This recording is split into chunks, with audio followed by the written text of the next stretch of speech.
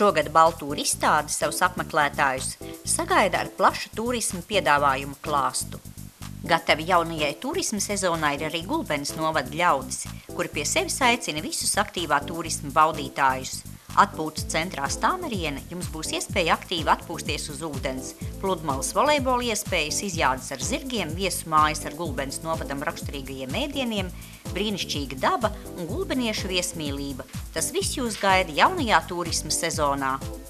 Turisma sezonas atklāšana sāksies ar turisma ralliju, tad sadarbībā ar Latvijas riteņbraukšanas federāciju visai ģimenei būs gan sporta sacensības, gan Baltais cerību kauss riteņbraukšanā. Un tad Baltijas čempionāts ūdens motocikliem Gleznainajā Stāmerienā. Un, protams, šogad lielākais pasākums Latvijas Radio 2 Jāņu rīkotie Jāņi, kuri notiks Litenes pagastā pie Pededzes upes, Pededzes ozolos. Un septembrī pats par sevi turisma gada tirgus lielais, tad starptautiskais mājražotāju amatnieku gada tirgus un arī Ziemeļu karakauju rekonstrukcijas festivāls, kur mēs domājam būt kā ikgadējais pasākums Gulbenei. Viens no Gulbenes novada raksturīgākajiem simboliem ir Gulbenes elektrovilcieniņš, kas Latvijā tika atzīts par veiksmīgāko jauno turisma produktu 2014.